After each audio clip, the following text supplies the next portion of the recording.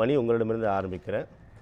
விஜய் பொறுப்பேற்றதிலிருந்து அதற்கு முன்னதாக பரப்புரை, போட்டியிட்டது முதலாக தொடர்ந்து நம்ம பேசிகிட்டே இருக்கிறோம். நிறைய கருத்துக்களை நீங்கள் பகிர்ந்து கொண்டே வருகிறீர்கள். சட்டமன்றத்துக்குள்ளும் நுழைந்து விட்டார். அதிரடியாக முன்னாள் முதலமைச்சர் உள்ளிட்ட தலைவர்களை சந்தித்து வருவதை நம்ம பார்க்கிறோம். இதுவரை இல்லாத தேர்தலை நாம் பார்த்திருப்போம். இதுவரை இல்லாத முதலமைச்சராக இவர் சில காரியங்களை முன்னெடுப்பதை நம்ம பார்க்குறோம். நிறையா கருத்து விமர்சனங்கள் அதன் மீது முன்வைக்கப்படுகிறதும் நம்ம அதை கவனித்து வரோம். எப்படி பார்க்குறீங்க திருமணி? இல்லை, நேற்று முதலமைச்சராக பதவியேற்கிறாரு. பதவியேற்பில் பக்கத்தில் ராகுலை கொண்டு வந்து உட்கார வைத்தது என்பது வந்து டெல்லியில் ஆளுபவர்களுக்கு வந்து பெரிய ஒரு தாக்குதலாக, வைத்தறிச்சலாக, ஆத்திரமாக, கோபமாக வெடித்தது. அதனால தான் மோடியே காங்கிரஸ் வந்து துரோகம் பண்ணிருச்சு திமுகக்கு பிரதமர் பேசியிருக்காரு. மோடி தானே பிரதமர்? நான் மோடின்னு சொன்னேன். சாரி, சொல்லுங்கள். அது வேறு மாற்றிட்டாங்களோன்னு. ஆனால் ஆர்எஸ்எஸ் ஒன்றும் அப்படி ஒன்றும் மாற்ற முடியாத. அப்புறம் அதுக்கு காரணம் அதானி. நான் ஏற்கனவே சுட்டிக்கிட்டு இருக்கேன். அதானியை பொறுத்தவரை அவருக்கு வந்து ஒரு பெரிய இழப்பே அந்த ஹிண்டர்பெர்க்குன்னு சொல்லி போட்டு அமெரிக்காவில் இருந்து ஒரு நிறுவனம் அவருக்கு அவர் ஊழலை எல்லாம் அம்பலப்படுத்தியதுனாலேயே 1,00,000 கோடிக்கு மேலே இழப்பு வந்துச்சு. அது வந்து அதை மறுபடியும் மோடி அரசாங்கம் தூக்கி பிடிச்சி நம்ம பணத்தெல்லாம் கொடுத்து, அதாவது சென்ட்ரல் ஃபைனான்ஸ் ஏஜென்சிஸ்லேருந்து கொடுத்தாலும் நம்ம பணம், வங்கியிலேருந்து கொடுத்தாலும் கடனாக நம்ம பணம் எல்லாம் கொடுத்து அவரை ப்ரமோட் பண்ணுறாங்க. ராகுலுக்கு தான் பின்னால் இருக்காங்க அந்த ஜார்ஜ் சோரோஸ் என்ற ஹிண்டர்பெர்க்குக்கு பின்னால் உள்ள அமெரிக்காவுடைய மாபெரும் முதலாளி என்ற இதில் உள்ள கோபம். அப்போ அந்த ராகுலை வச்சுக்கிட்டு தைரியமாக ஓப்பனாக, அதாவது வெறும் கொள்கை எதிரி பாஜகன்னு மட்டும் சொல்லாமல் செயல்பாட்டிலையும் அதற்கு எதிரான ஒரு ராகுலை, அதாவது ஸ்டாலின் வந்து ராகுலை பிரதமர் வேட்பாளர்னு ராகுலுக்கே புரியாமல் அறிவித்தது தான் 2019. ஆனால் இவர் செயல்லையே உட்கார வச்சிட்டார் அவரை கூப்பிட்டு. எந்த அளவுக்குன்னு சொன்னால், அந்த அர்லேக்கர் இருக்கார், அவர் வந்து ஆளுநர், அவர் கூட எல்லாரும் சேர்ந்து அமைச்சர்கள் குழு படம் எடுத்துக்கொள்ளணுங்கும் பொழுது ராகுலையும் அதில் உட்கார வச்சிட்டார். அந்த அளவுக்கு ஒரு துணிச்சலாக தான் எடுத்து வைத்த அடியை அருகில ஒரு பெரிய பொலிட்டிக்கல் மெசேஜ் அதுக்குள்ளே இருக்குது. அது மெசேஜ் மட்டுமே தான். அதாவது பயங்கரமான அறுதியிடல். விஜய் செய்தது வந்து சாதாரண அரசியல் தெரியாத பாப்பா எல்லாம் கிடையாது. என்ன பவள வெள்ளா பாப்பான்னு பண்ணவர். அதனால் அவர் வந்து அறுதியிட்டுட்டார் அதில். அது முதல் கட்டம்.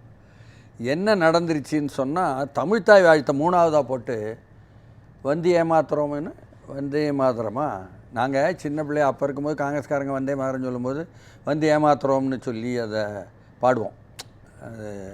அந்த வந்து ஏமாத்துறோம் வந்து வந்தே மாதரம் பாட்டு வந்து இந்தியிலையா இந்த பெங்காலியா ஏதோ மொழியில் அதை வந்து முதன்மையாக போட்டாகணும்னு 2 மாதம் முன்னால் இவங்க தீர்மானம் போட்டு பாஜக அரசு திணிக்காங்கல்ல. அந்த திணிக்கிறத நடத்திய உடனே பெரிய அளவுக்கு அது எதிர்ப்பாக மாறிச்சு. 3ஆவதாக தமிழ்த்தாய் வாழ்த்தை தள்ளி விட்டது எப்படி சரி? 2021 ஸ்டாலின் தலைமையிலான அரசாங்கம் கொடுத்த அரசாணைக்கு எதிராக இருக்குது. ஆனால் உடனடியாக அவங்க பதில் சொல்லிட்டாங்க. ஆதவர்ஜுன அமைச்சர் இல்லையா, அவர் பதில் சொல்கிறாரு, எங்கள் அரசாங்கம் வந்து இந்த அரசாங்கம் வந்து வந்தே மாதரம் பாடலாம் ஏற்றுக்கலை, உடன்பாடு இல்லை, இனி அது நடக்காது, ஆளுநர் மாளிகை உடன்பாடு இல்லைங்கிற வார்த்தையே பெருசு, இனி நடக்காதுன்னு அர்த்தம். உடன்பாடு இல்லைங்கிற வார்த்தை ஒரு அறுதியிடல். அதை ஒட்டித்தான் அவர் வந்து பெரியார் திடலுக்கு போனது, ஆசிரியரை பார்த்ததெல்லாம் வந்து இன்னமும் அது வந்து அவருக்கு வந்து புகழ் கூடுது. தமிழ்நாட்டினுடைய ஒட்டுமொத்த பாஜக எதிர்ப்பு, இந்துத்துவ எதிர்ப்பு. நீங்கள் அதை பதிவு பண்ணனால நான் கேட்க விரும்புகிறேன் திருமணி, அதை வந்து முதலில் தமிழ்த்தாய் பாட வைத்திருக்கலாமோ, நேற்றுக்கு அந்த விமர்சனங்களை தவிர்த்திருக்கலாமோ, இன்னும் கூடுதல் கவனம் அவர் கவனக்குறைவா விவாதிக்கப்படுகிறது. இது கவனக்குறைவா, திட்டமிட்டு யாராவது செய்ததா, ஏதோ ஒன்று ஆளுநர் மாளிகையிலிருந்து ஏற்பாடு என்பதாகத்தானே அந்த நிகழ்வு என்பதற்காக யாரும் அதிகாரிகள் செய்ததா, அல்லது மூல வளர்ச்சி இல்லாத யாராவது செய்ததா? மூல வளர்ச்சி இல்லாத அதிகாரிகள் இருப்பாங்கல்ல, அதனால் ஏதோ ஒன்று தான் காரணமாக இருக்க வேண்டும் அல்லவா? அதை ஆய்வு செய்து சொல்லுவார்கள் என்று விஜய் ஆட்சியில் எதிர்பார்ப்போம். சரிதானா? ஏன்னா நமக்கு அடையாளம் தெரியணும்ல. யார் தமிழ்நாட்டுக்குள்ளேயே வந்து ஒரு 1/2 ஏக்கர்னு புதுசாக ஒருத்தரை கொண்டாந்து அவர் மூலமாக வந்து தமிழ்த்தாய் வாழ்த்தையை 3வது தள்ளினது. இனிமேல் சரி செய்வாங்கங்கிறதுக்கான நம்பிக்கை இருக்குது எல்லோருக்குமே, அது வேறு விஷயம். ஆனால் அந்த செய்தது யார் அப்படிங்கிற விஷயம். இப்போ அழைப்பதோட விஜய் பார்த்துருப்பார் இல்லையா? அழைப்பதோட விஜய் பார்த்துருப்பாரு, அதில் கண்டிப்பாக அதில் இருந்திருக்கும். அழைப்பிதழ் அப்படி இருக்குதா தெரியல, அது என்னன்னு விசாரிக்கணும். இருக்காது. ஆர்டர் ப்ரோக்ராம்ல அல்லவா, நிகழ்ச்சி நிரல்ல அது இருந்திருக்கும்ல, அது இருந்திருக்கும், கண்டிப்பாக இருந்திருக்கும். விஜயோட கவனத்திற்கு செல்லாமல் இருந்திருக்குமா அப்படின்றத அதனோட ஆஃபீஷியல் ப்ரோக்ராம்லையும் இருக்குது. இந்த ஒரு ப்ரோக்ராம் மட்டும் மாற்றுவாங்க அப்படின்னா அது புதிதாக ஒரு ஸ்டேட்மெண்ட்டாக இருக்குது. அமைச்சர் வந்து அமைச்சர் பதவி ஏற்கும் பொழுது தமிழ் வாழ்க அப்படின்னு சொன்னவர் ஆதவர்ஜுனா, கீர்த்தனா அதை அப்படியே பின்பற்றி தமிழ் வாழ்க சொன்னாங்க. தமிழ் வாழ்கன்னு சொல்லி போட்டு தமிழ்த்தாயை வந்து பின்னால் வந்து தள்ளிட்டாங்களேங்கிறது மாதிரி புரிஞ்சுக்கிடக்கூடாதுல்ல மக்கள். அதனால தான் அவர் முந்திக்கிட்டு சொல்லிட்டார், இது தப்பு தான் அப்படின்ட்டு. சரி, தப்பு தாங்கதே மக்கள் ஏற்றுக்கிட்டாங்க, ரைட்டு, இனிமேல் செய்ய மாட்டாங்க. அதை தவிர வந்து இப்போ பெரியார் திடலுக்கு போனது என்பது வந்து ஒரு பெரிய, அதாவது கடைசியாக பரப்புரையினுடைய நிறைவு நாள் என்றதில் தேர்தலுக்கு முந்திய நாளில் ஒய்எம்சியில் பேசும்பொழுது, நாம் விக்கிரவாண்டியில் அறிவித்த அறிவிப்புகளிலிருந்து கொள்கை மாறவே இல்லை அப்படின்னு சொல்லி அறிவித்தார். அதை வந்து அதை அப்படியே பின்பற்றுவது தான் கொள்கை தலைவராக பெரியாரை ஏற்றுக்கொண்டு பெரியார் திடல் போனது என்பதனால் எல்லோருக்கும் அதில் மகிழ்ச்சி. அப்போ யாரும் வந்து இனிமேல் வந்து சுமனாச்சு விமர்சனம் பண்ணுவது என்பது பண்ண முடியாது. விமர்சனம் பண்ணி பார்ப்போமா, ஏதாவது ஒரு வகையில் விமர்சனம் பண்ணியே ஆகணுமே, நமக்கு இதுவரை உதவி பண்ணிக்கிட்டு இருந்தவங்களுக்காகவாவது நம்ம நேர்மையாக இருக்கணுமே அப்படின்னு சிலர் நினைப்பாங்கள்ல. ஏன்னா எல்லாருக்கும் உதவி வந்துச்செல்லாம் எல்லாருக்கும் தெரியும் தானே. ஏன்னா அது வந்து ஆஹா, பள்ளிக்கல்வித்துறையை வந்து அமைச்சராக போடக்கூடியவர் வந்து அவர் எப்படி ஒரு பார்ப்பனரை போடலாம் இப்படிலாம் வந்து, அப்போ பார்ப்பனர் அல்லாதவர் வந்து தேசிய கல்விக் கொள்கையை அமலாக்கலாம். புரியுதுங்களா? பார்ப்பனர் அல்லாதவர்கள் ஆட்சியில் உட்காந்துக்கிட்டு தேசிய கல்விக் கொள்கையை மாற்றலாம் அதிகாரிகள். அதை வந்து நம்ம இவர் ஜவஹர் நேசன் வந்து முரண்பட்டுட்டு வெளியில் வந்து பச்சை அம்பலப்படுத்திட்டார் அந்த அளவுக்கு அந்த தனியார் மயத்தை. அதனால் இங்கே வந்து என்ன செய்கிறார்கள் என்று பாருங்கள், ஏன் மறுபடியும் இந்த மாதிரி பேசிகிட்டு இருக்காங்க என்று குறுக்கிற மாதிரி இருந்துச்சு. ஆனாலும் இந்த குறுக்க விழுந்து போய் பண்ணுவாங்கள்ல, இந்த விழுந்தெல்லாம் பண்ணாதீங்க என்று எல்லோரையும் அமுத்துற மாதிரி இது இருக்குது. அதுமாரி முன்னாள் முதலமைச்சரை போய் சந்தித்தாருன்னு சொன்னால் அவர் சட்டமன்றத்துக்கு வர முடியாது, சட்டமன்றத்தில் அவரை சந்தித்து கை கொடுக்க முடியாது. அதனால் வீட்டில் போய் சந்திச்சார் பார்க்கலாம். ஆனாலும் எல்லோரையும் போய் பார்த்தார். அதில் உதயா கூட வந்து இங்கே சட்டப்பேரவையில் பதவி ஏற்கும் பொழுது இவரை பார்க்கவே இல்லை. ஆனால் வெளியில் வரும்பொழுது என்ன ஆயிடுச்சு, இன்றைக்கி எல்லோரும் முடித்து வெளியே வருவாங்கள்ல, அப்போது முதலமைச்சரை பார்த்து கும்பிட்டு வந்துட்டார். அது ஒரு நிகழ்வு, வெளியில் தெரியாத நிகழ்வு நமக்கு கிடச்சிருச்சு. அது ஒன்று நடந்தது. நீங்கள் அதற்கு பிறகு எல்லோரையும் போய் பார்த்தது, வைகோ போய் பார்த்தது, உதயா முகம் முழுக்க வந்து எமான்சிபேட் ஆகலைனாலும் பார்த்தது, எல்லோருக்கும் மரியாதை செலுத்தியது, அன்புமணியை போய் பார்த்தது, என்ன நம்ம சீமானை போய் பார்த்தது, எல்லாம் வந்து ஒரு மரியாதைக்குரிய ஒரு நாகரீகமான புதிய நாகரீகத்தை எடுத்து காட்டுவதாக இதுவரை இல்லாத ஒன்றை வந்து செய்திருக்கிறாரு. இது நல்லதொரு அணுகுமுறை. யார் இப்படியெல்லாம் வந்து அவங்களுக்கு கருத்து வந்ததுன்னு சிலர் கேட்டாங்க. நான் சொன்னேன், ஒன்றும் கிடையாது. ஒரு சினிமாக்காரர் திரைத்துறையை பற்றியும் திரைத்துறையில் உள்ளவர்களை பற்றியும் அதில் உச்சபட்சமாக இருக்கக்கூடியவர்களை பற்றியும் அவர்கள் தொடர்ந்து வெற்றி பெறுவதற்கான காரணங்களை பற்றியும் அப்படி வெற்றி பெறுபவர்கள் வந்து என்ன மாதிரி செயல்படுகிறார் என்பதை பற்றியும் வெளி உலகம் தெரியறதில்லை. அவங்க வெற்றி பெற்றாச்சுன்னு சொன்னால் படம் உடனடியாக எல்லோரையும் கடைசி ஆள் வரை கூப்பிட்டு எல்லோருக்கும் மரியாதை செலுத்துவாங்க. திரைத்துறையில் அது பழக்கம். அதுவும் படம் வெற்றி பெற்ற மாதிரி தான் இவர் தேர்தலில் வெற்றி பெற்றிருக்காரு. அதனால் எல்லோருக்கும் போய் மரியாதை செலுத்துகிறார். அது நல்லதொரு பண்பாட்டு நிகழ்வு, பண்பாட்டு அணுகுமுறை. இப்போது ஒரு சின்ன குறுக்கீடு திருமணி, அதாவது தமிழ்த்தாய் வாழ்த்தில் ஆரம்பித்து அவருடைய கோட் சூட்டிலிருந்து கையோடு முன்னாள் முதலமைச்சர் உள்ளிட்ட தலைவர்களை சந்தித்த விவகாரங்கள் எல்லாமே எப்படி சில விமர்சனங்கள் முன்வைக்கப்படுது அப்படின்னா, விஜய் வந்து I want to become chief minister as a chief minister, அவ்வளோதான். கொள்கை, கோட்பாடு, மரபு, சமூக நீதி, சீர்திருத்தம் அப்படின்றதெல்லாம் எனக்கு எந்த விதமான கவனம்லாம் கிடையாது. நான் முழுக்க மக்களுக்காக, மக்களிடமிருந்து ஒரு மக்களின் முதலமைச்சராக நான் என்னுடைய வேலைகளை செய்ய போகிறேன் அப்படின்றது தான் இந்த நிகழ்வுகள் தரக்கூடிய செய்தி அப்படின்னு சில விமர்சனங்கள் முன்வைக்கப்படுது. ஐயா, என்னோட பிழையானது. ஏன்னா கொள்கை கோட்பாடு எனக்கு உண்டு, பெரியார் திடல் போவேன், பெரியாருக்கு மரியாதை செலுத்துவேன். மார்க்சிஸ்ட் கட்சி ஆஃபீஸுக்கு போகும்பொழுதும் கார்ல் மார்க்ஸுக்கு அதே மாதிரி பூ போட்டு மரியாதை செலுத்தினேன். எனக்கு கொள்கை கோட்பாடு உண்டு, சமூக நீதிக்காகத்தான் நிற்கிறேன் என்பதாக பொருள். அவருடைய செயல்பாடை இப்படி வந்து பார்க்கறதும் இருக்காங்க. அப்படி பார்க்குறவர்களும் மஞ்சக்காமலை கண்களுக்கெல்லாம் வந்து நாம் மருந்து போட முடியாது. அதனால் அது ஒரு பக்கம். ஆனால் அவர் கொடுத்த அறிவிப்புகள் இருக்குல்ல, 200 யூனிட்டுக்கு இலவசம் வந்து 2 மாதத்துக்கு ஒரு முதல் கட்டத்துக்கு அப்படி சொல்லிவிட்டு அதுக்கப்புறம் தயார் பண்ணுவோம்னு சொல்லலாம். ரைட்டு. சிங்க பெண் அதிரடி படை, போதை மருந்து விஷயம் ஒழிப்பது மிகவும் பாராட்டத்தக்கது எல்லாம். ஆனால் இவருக்கு வாக்களித்த அந்த கிராமப்புற மக்கள், நகர்ப்புற ஏழை பெண்கள் இருக்காங்கள்ல, அவங்கெல்லாம் என்ன எதிர்பார்க்குறாங்கன்னா, அதுதான் வேடிக்கை.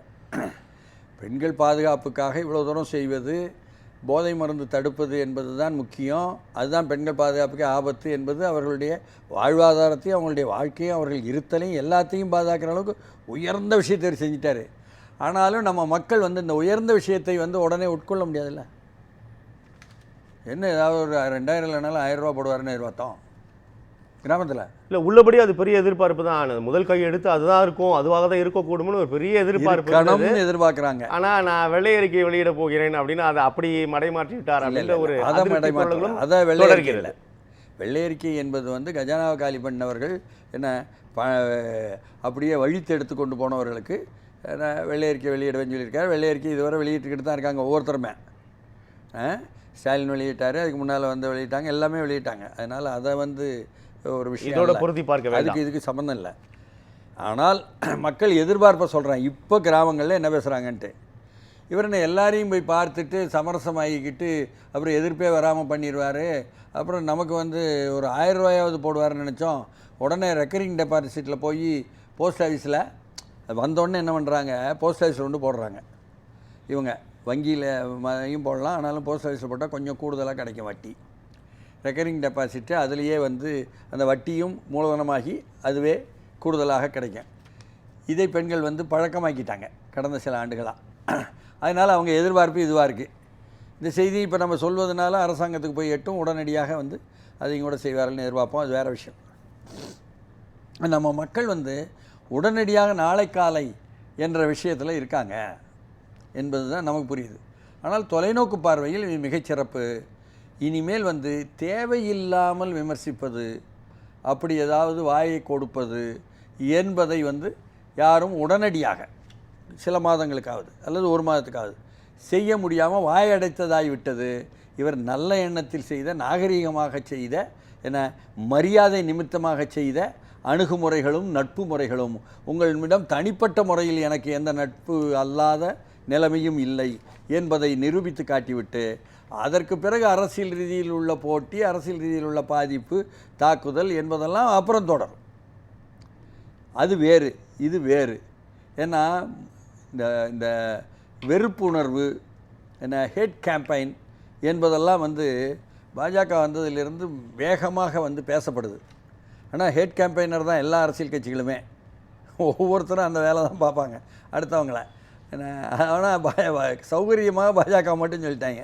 இவங்களும் அப்படி தான் ஒவ்வொருத்தரை. அது வந்து இல்லாமல் நட்பு நாகரிகம் என்பதை நிரூபிச்சிருக்கிறாரு.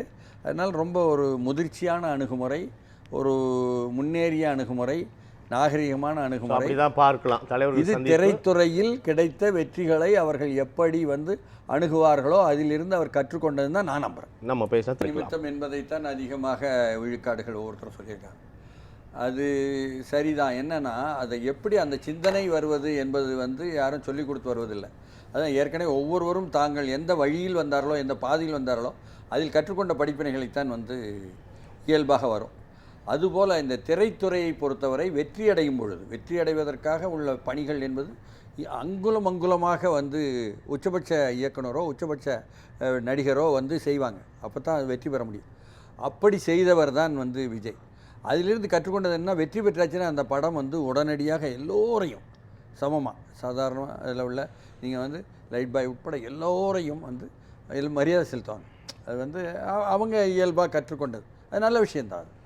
அதனால் தான் வந்து அவருக்கு வெற்றி என்பது வந்து இப்பொழுது முதலமைச்சராவது ஆட்சியை கைப்பற்றுவது அது பண்ணியாச்சு. அதனால வந்து எல்லோரையும் பார்த்து வேறுபாடு இல்லாமல் பார்ப்பது என்ற மரியாதை நிமித்தம் என்பது இயல்பாக வரும். நாளைக்கு உள்ள சண்டை நாளைக்கு, இன்றைக்கி உள்ள மரியாதை இன்னைக்கு என்பது தான் சுட்டிக்காட்டப்பட்டது.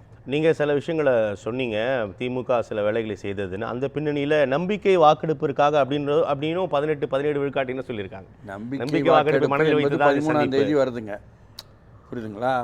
அப்போ நாளை கழித்து வருதுங்கும் பொழுது அதில் வந்து 2 பேர், இன்னும் சொல்லப்போனால் இந்திய யூனியன் முஸ்லீம் லீக்கும் சரி விசிகாவும் சரி என்ன திமுக பக்கம்தான் என்பதாக உள்ளதில் உறுதியாக. ஆனால் கூட்டணி அவர்களோட தான் என்பது மாதிரி தான் அவங்க பேசி, மார்க்சிஸ்ட் கட்சியும் கூட்டணி அவர்களுடன் இருக்கிறோன்னு சொன்னாலும் அவர்கள் வந்து பாஜக ஏற்பாட்டில் என்று புரிந்ததனால் திமுக அதிமுக ஆட்சியை கொண்டு வர பார்க்கிறது, எங்களையும் வாக்களிக்க சொன்னதுன்னு வெளியில் வந்து சொல்லிட்டாங்க. அகிலேந்தி போய் சொல்கிறேன் இல்லையா பேபி, அது இங்கே வாசுகின்னு சொன்னாங்க, அதற்கப்புறம் வந்து வீரபாண்டியன்னு சொன்னார்றீங்க. அதனால் அதெல்லாம் நிறுவனம் ஆகிப்போச்சு. எது எப்படி இருந்தாலும் எல்லா தவிர்க்கும் முயற்சிகளும் உடைக்கப்பட்டு விட்டன. இதில் பாஜகவுக்கும் அதானிக்கும் தான் நட்டம், ராகுலை வந்து உட்கார வைப்பதனால் என்பது தான் வந்து நான் ஆழமாக திருப்பி சொல்லக்கூடிய செய்தி. நன்றி.